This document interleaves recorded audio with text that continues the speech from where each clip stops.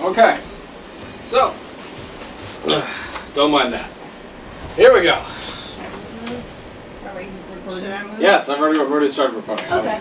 Okay, I'm saying. Yeah, you're good. I'm not dead, by the way. I just difficulties in recording. I'm back, but it doesn't matter. We're good. It's just me for this run. I don't. I'll be quiet with the cutscene.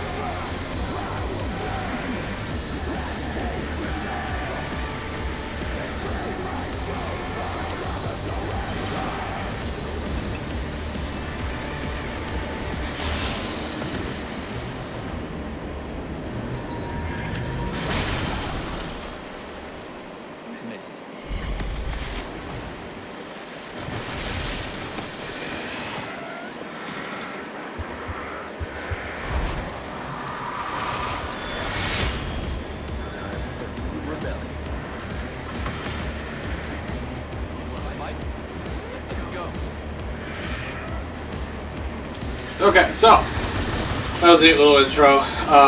You'll notice a couple things. I have all the weapons, and I'm using the alternative costume that I got from the PlayStation Store because, well, you know, I just don't want to be fucking bothered, and I don't like the new Dante. I'm also playing on the hard difficulty because I've already beaten the game once, and I might as well make some fucking progress while I'm doing this anyways. So,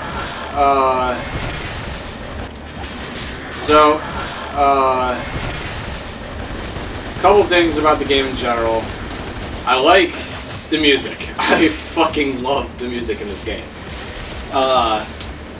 Still because it's of the take that they use to, you know, for the Dante that we have now. It's just very fitting, and it just works really fucking well. The cutscene was a bit, you know, overly dramatic, and the ridiculousness of the entire ordeal is, you know, there. I mean, Jesus Christ, we don't need to see his junk, like, falling through different shit. Put his clothes on. I mean, it's cute and all, but we don't really need that.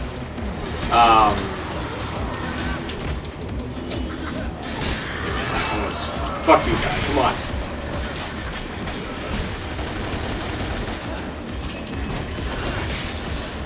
Much better. Okay, so this game itself, they don't really, you know, upon its release, people were fucking really confused about what the hell this even was. And what I mean by that is this a sequel or if it's a prequel? Like, what the fuck was going on? Is this a standalone game? Is it like a spin-off series? Like, nobody had any fucking clue. But as it turns out, it's kind of like a prequel. It's not exactly like a prequel, and it's just, it's not, you know, particularly canon, but it's more so has a new idea for itself outside of, you know, the original realm of Devil May Cry. This Dante is very not Dante, or at least not the Dante that everybody knows. They kind of took a lot of what Dante and Devil May Cry 3 was, but at the same time they omitted a lot of it as well and replaced it with more of I just don't give a shit and I'm much more of a prick, which, you know, isn't a horrible thing, but it's not the best thing either.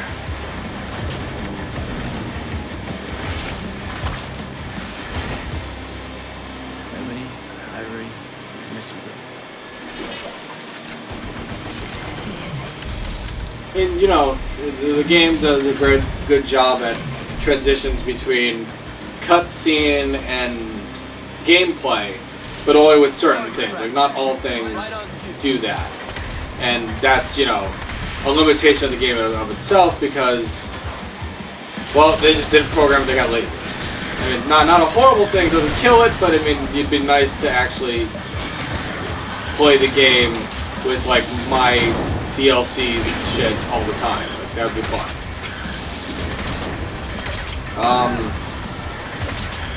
Like I said before, this is the harder the difficulty, so bear with me as I probably die and get my ass kicked multiple times. I mean, I only beat it once, and I did it on the easy fucking difficulty because I'm on the list, but whatever. I don't need your praise.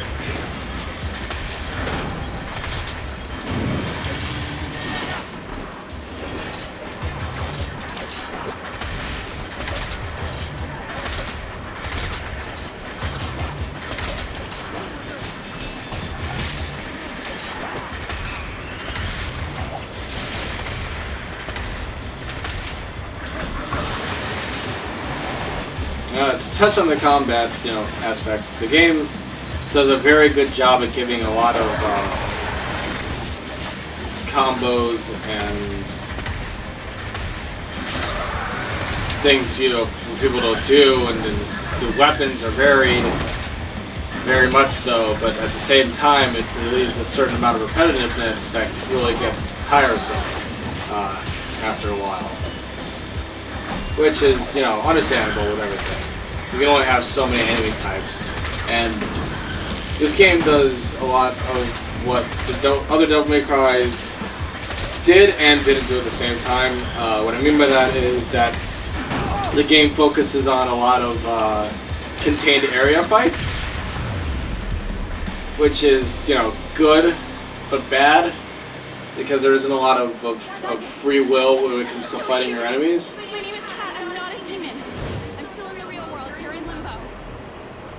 How come I can see you clearly? I'm a medium, a psychic. I can phase into limbo and communicate with you. I can see you, talk to you, but I'm not actually in limbo with you. If I pull the trigger? I'll die. I'm risking my life for you. I want to help. I don't need your help. The hunter just dragged you into limbo. We can get you out. I've been down here before. I know how to get out. Fight whatever shit the demon drags me in. You don't want to fight the hunter. This is not your regular demon. Follow me, now. So as you can see, you know, you can tell the difference between the difference between a game-built cutscene that, you know, has the trademark whatever the fuck costume that they give you at the beginning, versus the ones in game that you can use at any goddamn time because you have the DLC.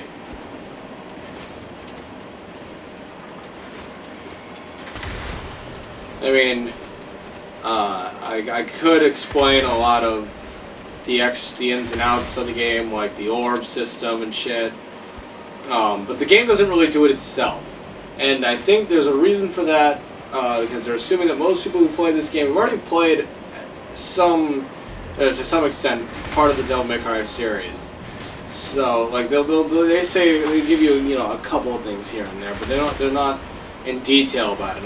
And again, in a sense, it's bad, because they really should explain what the fuck their game is, and how this is happening, or what things are called, instead of just going for it.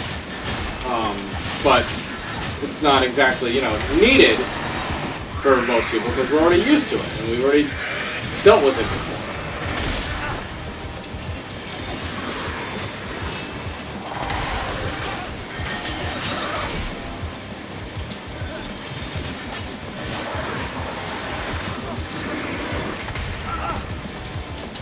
Come on, you son of a bitch.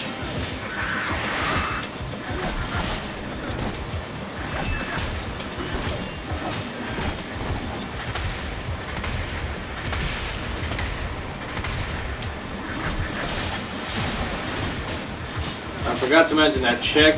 I don't remember her name. I don't care. I hate her. She sucks. She doesn't do anything. So she gets to make me sandwiches too. Because that's just the way it works. If I don't like you, you get to make me sandwiches.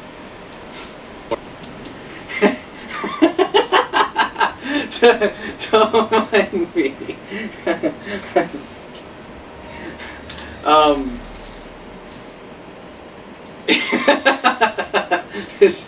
I really have to apologize now, because I'm getting some dirty looks by other people in the room right now, and it's just hilarious. Oh God! Stop giving me the look.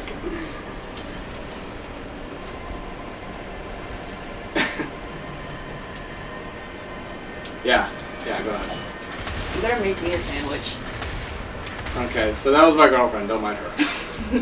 She makes me sandwiches. It's nothing on the Lure of the World. See, when I say the people I don't like, I mean video games. You know, it's people I don't like in video games. God. Another one of these cutscenes where they're just not, you know, putting effort into it. Also lag. Fuck you, game.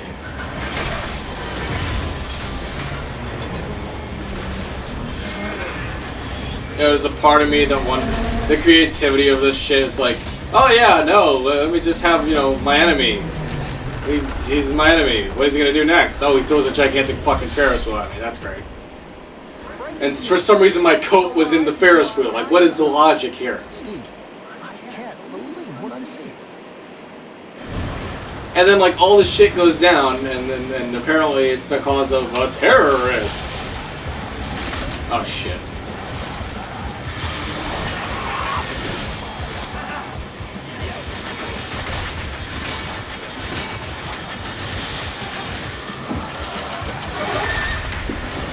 I'm gonna die.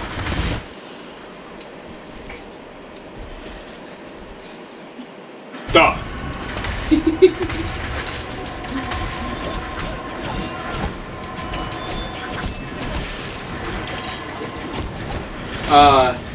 A thing about this game, you know, that I can talk about in general was the use of the Devil Trigger. The Devil Trigger in this game is very non-existent, for lack of a better word. They don't really use it until, like, fucking more than halfway through the fucking game. And it's just like, well, god damn it, that's half the appeal to it. That sense that you can get your health back. And of course, you know, it adds a sort of, Jesus fucking Christ, a sense of challenge into the game. But at the same time, it's just like, what the fuck, man? I want to be able to use all my shit. Oh my god.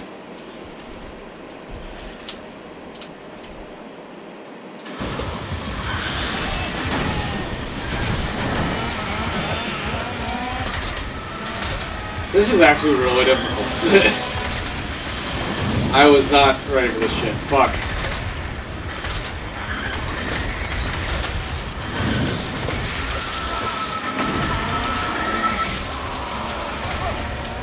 I mean, granted, it's a good thing I have all these